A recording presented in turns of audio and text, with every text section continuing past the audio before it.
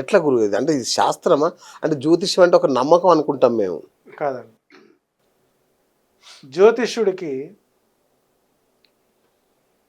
శబ్దభేది తెలిసి ఉండాలి. శబ్దభేది విద్య అబ్బో! ఆ! రెండోది కొంత సాధన. ఓకే. ఈ మధ్యకాలం మనం చూస్తుంటాం, నేను బగళామికి ఉపాసకుణ్ణి అంటారు, హ్మ్. నేను రేణుకా యలం ఉపాసకుణ్ణి అంటారు, హ్మ్. నేను ప్రత్యంగర ఉపాసకుని అంటారు. సోకాల్డ్ అందరూ ఫేకే. ఆ! నీకు ఒక గురువు ఒక ఉపదేశం ఇచ్చాడు అంటే నీవు ఆ ఉపదేశ రూపాన్ని బయటకు వెల్లడి చేసావు అంటే అసలు ఉపాసన పరుడివే కాదు. ఓహోహోహో! హ్మ్. చెప్పకూడదు. అచ్చా! కాబట్టి ఇక్కడ మీరు అడిగారు సాధన. అవును. సాధన శబ్దభేది. ఒక వ్యక్తిని చూసిన తర్వాత ఆ వ్యక్తి యొక్క స్వాభావిక లక్షణాలని మీరు ఎవరైనా గెస్ చేస్తారు. అవును. అరే అన్నం తినొచ్చావా, తినట్లేదు, మొహం కాస్త నల్లగా ఉంది. హ్మ్. ఇవన్నీ ప్రతి బాహ్య రూపం. ప్రతి మనిషికి ఎదుటి వ్యక్తి యొక్క ఫేస్ రీడింగ్ అని గమనించేటువంటి స్వాభావిక లక్షణాలు ఉంటాయి. అది లౌకికంగా మీరు తెలుసుకుంటారు. ఓకే. కానీ సాధన ద్వారా ఆ వ్యక్తి యొక్క ముఖ కవళికలు చూసినప్పుడు అండర్ డెప్త్కి వెళ్ళినప్పుడు హ్మ్. మొత్తం వాడి యొక్క రూపురేఖల మొత్తాన్ని మనం స్కాన్ చేయొచ్చు.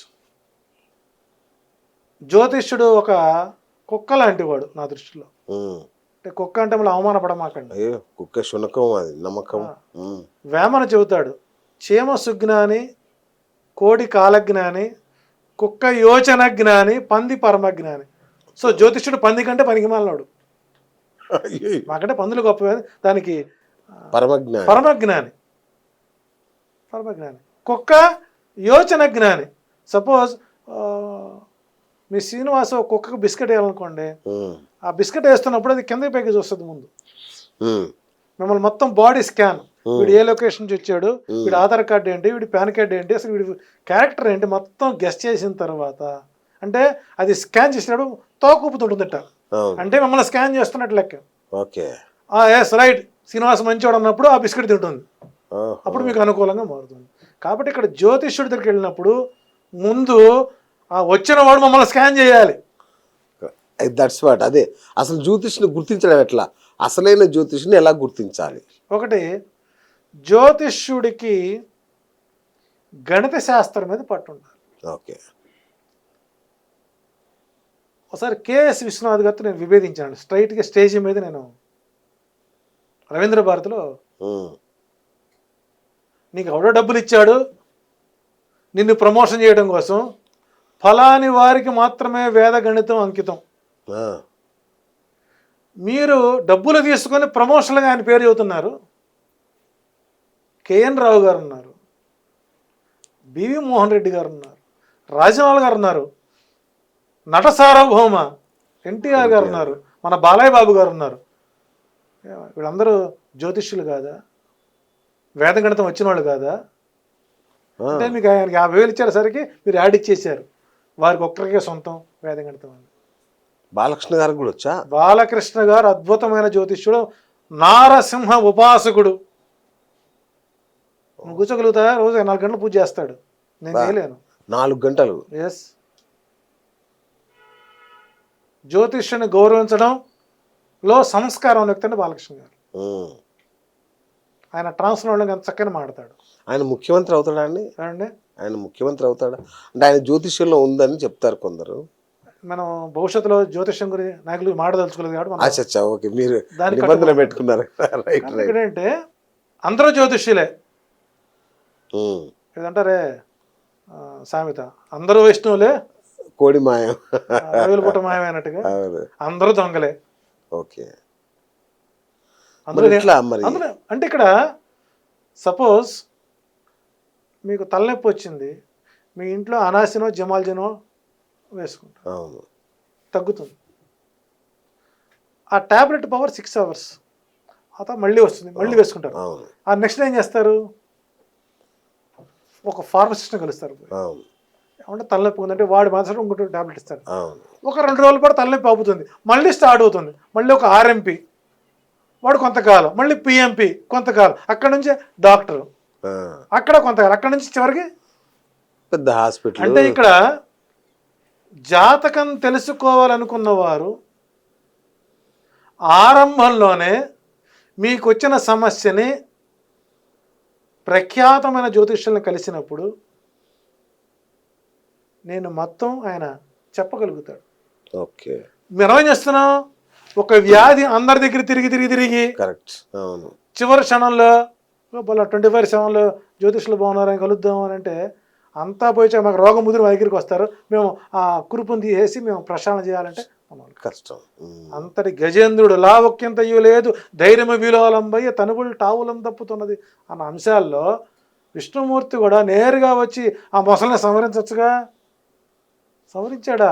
ఆ చెరువు దగ్గర కూర్చొని మీటింగ్ పెట్టుకొని ఆ చక్రాన్ని తిప్పుతూ ముందు వాళ్ళు ఇసరటంలో కావాలని ఏనుగితే కాలు తగిలింది అనుకో, నేను మమ్మల్ని అపరాధం అవుతా అని చెప్పి దాన్ని తీసుకెళ్ళి నీళ్ళల్లో వదిలేసి మొసలి యొక్క కంఠాన్ని కోసి దాన్ని బయటికి తీసి ఆ కాలుని ఒళ్ళో కూర్చోబెట్టుకొని ఆ కురుపంతా చీసి ఆ మొసలి యొక్క దంతాలు ఇరుక్కున్నాయేమో అవన్నీ క్లీన్ చేసి దానికి డ్రెస్సింగ్ చేసి కాలు కట్టినటువంటి పరిస్థితి. ఒక వ్యాధి ముదిరినటువంటి పేషెంట్కి సర్జరీ ఎలాగైతే కష్టం ఎంఎస్ చేస్తాడో, వ్యాధి సమస్య ముదిరాక మా దగ్గరికి వస్తే మేమంతా చేయాల్సి వస్తుంది. ఈలోపు పుణ్యకాలం పూర్తవుతుంది, జరగాల్సిన నష్టం జరిగింది. కాబట్టి సమస్య ఆరంభంలోనే పరిష్కారాన్ని వెతుక్కోగలిగితే అది సూక్ష్మంలోనే మోక్షం వస్తుంది. రైట్. ఒక డౌట్ గురుగారు, ప్రేమ పెళ్ళిళ్ళు చేసుకుంటున్నారు, ఒకటి క్రిస్టియన్స్ ముస్లిమ్స్ చేసుకుంటున్నారు, వీళ్ళెవరు ముహూర్తాలని గ్రహాలని ఫాలో అవ్వరు, మరి వాళ్ళలో 90% బాగానే ఉంటున్నాయిగా పెళ్ళిళ్ళు. ఇదో క్లారిఫికేషన్ అంటే ఒక జాతకం చూసినప్పుడు ఈ అమ్మాయికి ప్రేమ వివాహమే జరుగుతుంది, దీని మీద నేను చాలా ఇబ్బందులు పడ్డా, ఈ కామెంట్ మీద కూడా నా దగ్గర చాలామంది వచ్చారు, అమ్మాయి అబ్బాయి లవ్ చేస్తుంది కదమ్మా, 4 లక్షల పేరు గల అబ్బాయి అని అంటే నిజమేనండి, దాన్ని తప్పిస్తారు అన్నారు. తప్పించటం మా వల్ల కాదు, అది విధి రాత, తలరాత. ఓకే, వారు పెళ్ళయ్యాక ఎలా ఉన్నారో మీరు జాగ్రత్త చూసుకోండి. ఎవరి జాతక చక్రంలో అయితే చంద్ర శుక్రులు ఎదురుబొదుల విముఖంగా ఉంటారో, చంద్ర శుక్రులు ఏ ఇంట్లో ఇద్దరు స్థిరంగా ఉంటారో ఆ జాతకులకు ప్రేమ వివాహమే జరుగుతుంది. అది తాతాచార్యులు ముద్ర.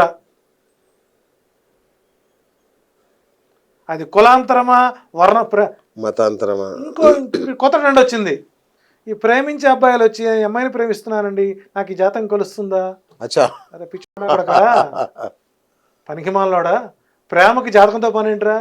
ఇప్పుడు కలవను అంటావు, నువ్వు వదిలేస్తావా? వదలవుగా. కాబట్టి ఇక్కడ కొన్ని విరుద్ధమైనటువంటి ఆలోచనలు కూడా పరిష్కార మార్గాలను వెతకడంలో జ్యోతిష్యుడు ఫెయిల్ అవుతున్నాడు. రైట్. ఒక్క మాటలో చెప్పాలంటే ప్రజెంట్ జ్యోతిష్య సమస్యల కోసం చేసేటువంటి ఏ పరిహార మార్గాలకైనా సరే ప్రామాణికత లేదు. పరిహార శాస్త్రం ఉందంటారుగా, ఏం లేదా? పరిహారం అనేది కూడా ఒక శాస్త్రం, పరిహారాలు ఉన్నాయని చెప్తారు. గతంలో ఒక జ్యోతిష్యుడు కుబేర యోగం అని చెప్పి ఒక క్లాసులు పెట్టాడు. 11 రోజుల పాటు నా దగ్గరికి వస్తే మమ్మల్ని మీరు కుబేర్లు అవుతారు. 11 రోజుల పాటు నా దగ్గరికి వస్తే కుబేర్లు అవుతారు. అందరూ పొలోమని పోయారు. కుబేరుడు ఎవరయ్యారు? అతను అయ్యాడు. కుబేర యోగం అతనికి ఉంది. యాక్చువల్గా బలి శాస్త్రంలో బలి నెత్తిన పెడితే మరణం, బలి నెత్తిన పెడితే మరణం. ఎవరికి మరణం? బల్లికి మరణం. జ్యోతిష్యంలో ఒక అద్భుతమైనటువంటి పద సాహిత్యాలు ఉన్నాయండి. ఓకే. ఆ పద సాహిత్యాలు తెలియక మనం వాడే ప్రేలాపన శాస్త్రం అపహాస్యం పాలవుతుంది. ఓకే. కాలసర్ప దోషం అవును. అని బాహాటకంగా ప్రచారాలు చేస్తున్నారు. అయ్యో, దాని మీద ఎంత వ్యాపారం జరుగుతుంది. ఎస్, ఇది కార్పొరేట్ బిజినెస్. ఉమ్. అసలు కాల సర్ప దోషమే లేదు, ఉన్నది కాల సర్ప యోగమే. ఓకే. యోగము దోషం ఒకటే అంటారే, వాడా పనికి మళ్ళాడు. చాలా మంది చెప్పారు యోగం చెప్పా అన్నా. కదండి, ఆ, యోగము అంటే ఇప్పుడు అర్జున విషాద యోగం అని ఉంది, అర్జున ఉమ్, ఉమ్, విషాద యోగం అని ఉంది. ఉమ్. యోగము అంటే యోగం అంటే మంచిది, విషాదం అంటే మరి చెడ్డది. ఈ రెండింటిని ఎట్లా కలిపారు? ఇదే రాజకీయ పరిభాష, కరెక్ట్.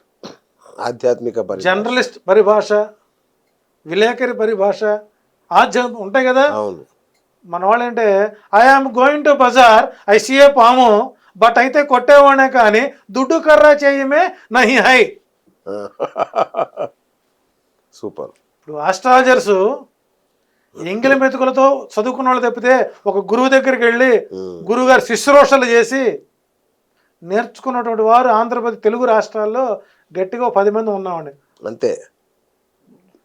మిగిలిన వాళ్ళందరూ ఏఐ, ఆర్టిఫిషియల్ ఇంటెలిజెన్సీ, ఆస్ట్రాలజీ, అందులో ఉన్న ప్రింట్ తీసి మన మొహాన బారేయడం. వాళ్ళు మొహాన బారేసినా కూడా వాస్తవాలు చెప్పలేరు. నాకు అదే గుర్తు, ఈ మధ్య ఎవరిని చూసినా ఫోన్ పట్టుకుంటున్నారు, ఏంటి నక్షత్రం ఏంటి టక్ టక్ కొడుతున్నారు, 2 నిమిషాలు చెప్పేస్తున్నారు. అది ప్రామాణికమైన. కారాగార శిక్ష అనుభవించి వచ్చినటువంటి ముద్దాయిని పిలిచి వాడితో ఇంటర్వ్యూ చేస్తే మీరు ఒక జ్యుడిషియరీ అధికారి, జడ్జి, న్యాయవాది కంటే వాడు బాగా చెబుతాడు సెక్షన్ల గురించి. అచ్చా, ఓకే. రోగి సగం వైద్యుడు అంటారుగా. అట్లా రాబోయే రోజుల్లో జ్యోతిష్యులను ఇంటర్వ్యూ చేసేది మీలాంటి వాళ్ళు కూడా బిఎస్ ఆస్ట్రో షో. నేను ఆల్మోస్ట్ రెడీ అయిపోతున్నా. ఏంటి, మా దగ్గర రత్నాల గురించి నేర్చుకున్నవాడు అనేక ప్రాంతాల్లో జమ్ షాపులు పెట్టి వ్యాపారం చేసుకుంటున్నాడు. వాడే జ్యోతిష్యుడు. బా, నీకి మాకి చెబుతుంటాడు. అది చివరి సంకనాకి పోవడమే. నాకి కామన్. అంటే జ్యోతిష్యం అనేటువంటిది మా జ్యోతిష్యులే ఆ జ్యోతిష్యానికి విలువలు లేనటువంటి వలువలు ఒలుస్తున్నారు. విలువలు లేనటువంటి జ్యోతిష్యులు జ్యోతిష్య యొక్క వలువలు విడుస్తున్నారు. ఓకే. మేము కొన్ని తప్పులు చేస్తాం. తప్పు చేయడం మానవుని యొక్క సహజ లక్షణం, ప్రవృత్తి. అది వృత్తిపరమైనటువంటి లోపం తప్పితే ఏదో చేయాలనైతే కాదు. ఒక డాక్టర్ ఒక పేషెంట్ని బతికించడానికి ఆపరేషన్ మొదలు పెడతాడు, కర్మ ఫెయిల్ అవుతుంది, దాడులు చేయటంలా డాక్టర్ హాస్పిటల్. అట్లా జ్యోతిష్యులపై కూడా దాడులు జరుగుతున్నాయి కాబట్టి అందరూ కూడా వెనక్కి తగ్గుతున్నారు. చవడం దేనికి, తనులు తినటం దేనికి, వాడి కర్మ అంతా బాగుంటుంది. తెల్లారే పాటి నువ్వు కోటి సైడ్ అయిపోతావు పో అంటే వాడికి ఎంత ఆనందం. తప్పు కదా. తప్ప కాలాన్ని బట్టి పోవాలి అంటారా? కాలాన్ని బట్టి పోవాలి. రుణానుబంధ రూపేణ పశుపతి సుతాలయ రుణక్షయం వివక్షంతి కాతత్ర పరిదేవన. రుణానుబంధం, వాడితో తిట్లు తినాలనుకుంటే తినాల్సింది తప్పదు. కాబట్టి జ్యోతిష్యం ఈ రోజున పూర్తి స్థాయిలో వ్యాపారం కనుమరుగైపోయింది. నిజమైన నేటి జ్యోతిష్యం అడుక్కు తినే శాస్త్రంగా తయారైంది. నేను ఎంతో భావోద్వేగం చెప్పాల్సిన పరిస్థితి ఏర్పడింది. కరెక్ట్. ఒక జ్యోతిష్యుడి దగ్గరికి వెళ్ళి నీకేం కావాలని అడుక్కుంటున్నావు, పోయి నీకేం కావాలో ఆయన చెప్పటంలా. మనం చాలా చూసాం. ఒక ఆయన లైవ్లో చూశాను, నీకు పెళ్ళవుతుంది, త్వరలో పెళ్ళవుతుంది, పెళ్ళయిన తర్వాత నీకు పిల్లలు పుడతారని రాసి ఉంది ఇక్కడ. పెళ్ళైతే పిల్లలు పుట్టరు, పెళ్ళి కాకపోయినా పిల్లలు పుడతారు. ఆ పిల్లలకి మంచి విద్యాబుద్ధులు అందిస్తావు, కాకపోతే పెద్ద పిల్లడి మాట విండు, చిన్న పిల్లడి మాట వింటాడు. వాడు మంచి ఉద్యోగాలకు వెళ్తారు, వాళ్ళకి వాళ్ళకి పిల్లలు పుడతారు. నువ్వు చెప్పేది అంటే అదేం జ్యోతిష్యం? అదొక క్రేజ్ అండి. అలా చేయించారు మీడియా. మమ్మల్ని అనకండి గురుగారు. సో కొంతమంది మీడియా అదేలేనా కొంతమంది లైవ్లోనే అవతల వారి జీవితాలని బయట పెట్టినటువంటి గనులు చూసాం మనం. జ్యోతిష్యం ఒక FIR, ఫస్ట్ ఇన్ఫర్మేషన్. అంతే. సూపర్ గురు. ఒక గదిలో జరిగేటువంటి అంశాలని మా దగ్గర ఎందుకు వస్తారు?